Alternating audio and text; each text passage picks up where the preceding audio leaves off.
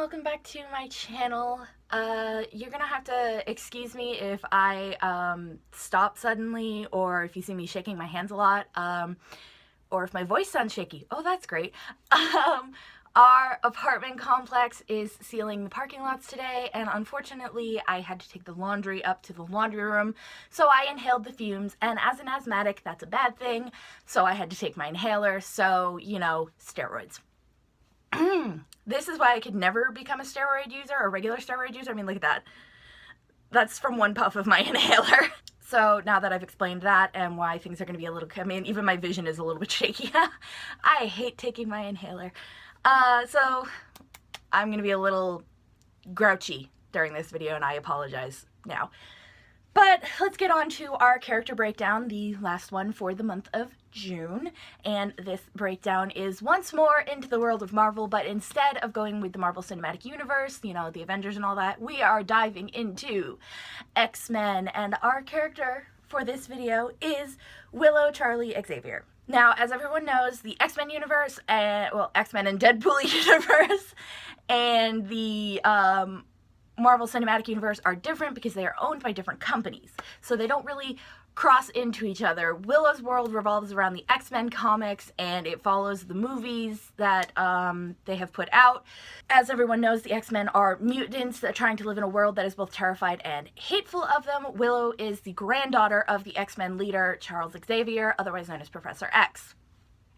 I won't say Willow doesn't cross over into Anissa's stream, or that Anissa doesn't cross over into Willow's, because Anissa does have a side story where she goes to Xavier's school and is helped to figure out her mutant genes and her powers and everything, so she meets Willow there, and I didn't necessarily have to cross them over for that, but I felt it would be better to do that.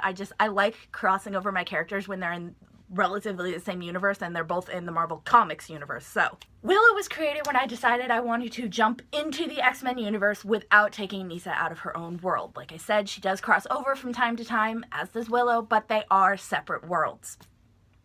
When the creation of Willow started, I knew she was going to be raised by her grandfather, and her mutations were going to be similar to his. She has telekinesis, which she can use to levitate herself. She has telepathy,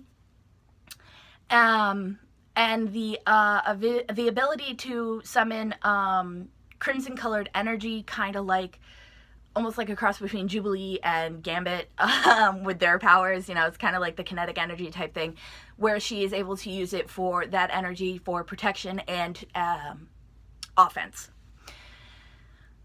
She also has a single physical mutation, and that is that the irises, the color of her eyes, are white, that turn crimson when she's using her powers. Any part of her powers, whether it's her telekinesis, her telepathy, her kinetic energy control, whatever the hell that's called, her eyes will turn, that's how you know she's using her powers, her eyes will turn crimson.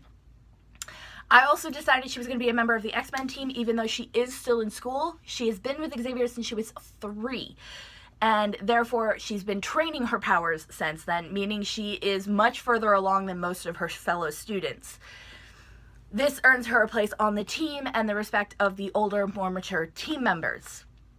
It by no way negates the fact that she is, you know, younger. They do remember that, but at the same time, they also remember she is as powerful as she appears. The easiest part of writing Willow is her easiness in which she lives her life. She knows who she is, knows what her place is, and she has no issues with any of it. The way Xavier raised her helps build a confidence and sureness about herself that makes her so easy to be around and so approachable. It's not something I have within my own life.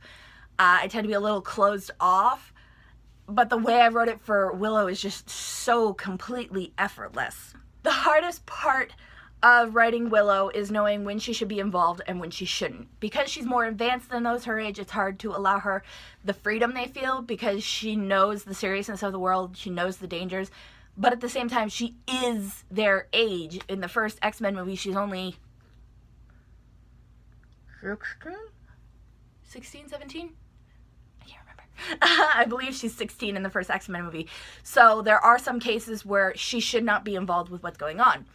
Example, in the beginning of the second X-Men movie, you have Charles and Scott go off to see Magneto, and you have Jean and Aurora going off to find Nightcrawler. And while those technically are things that Willow could be involved in because of her age, they leave her behind, but at the same time, because of her maturity, they leave her in charge of the other students. So it's a little bit of a balancing act that is sometimes very difficult to write. And figuring it out, it is the hardest part of writing Willow. Best memory by far for Willow is during the first movie when she's teaching the younger students and some older ones self-defense, like regular hand-to-hand combat. In her eyes, even if you have powers that you can defend yourself with, some mutants don't. They don't have powers that they can, like if she only had her telepathy. She can't defend herself with that. I mean, she could, but that's not how she was raised. She feels that even if you have powers where you can defend yourself, or you don't have powers where you can defend yourself, you should have a way to be able to do so that doesn't rely on you being a mutant. Say you don't want to expose yourself for who you are, you have that human way of defending yourself. And Willow is just so at home teaching her fellow mutants and just so centered and focused.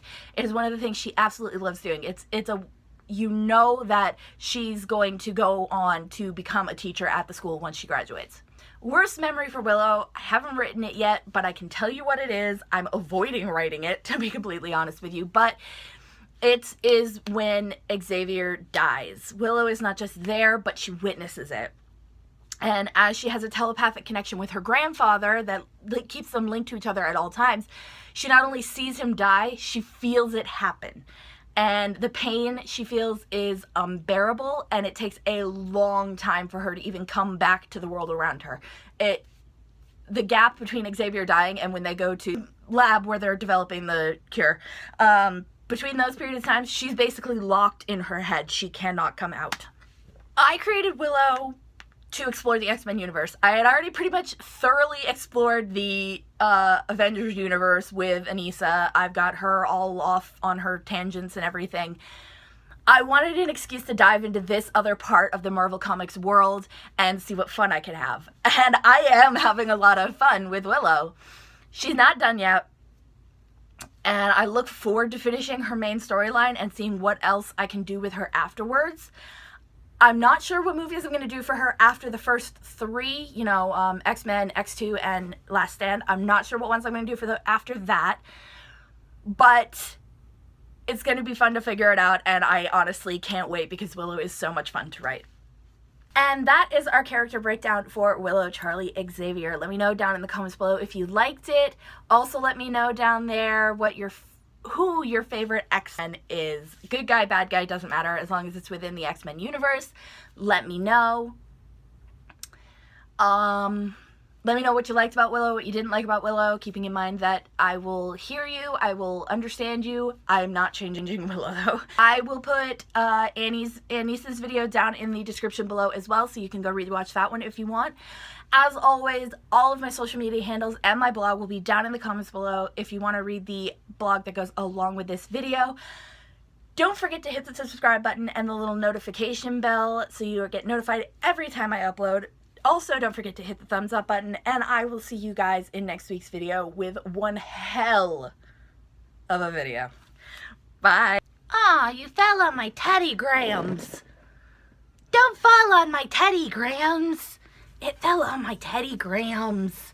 I don't like it when things fall on my teddygrams.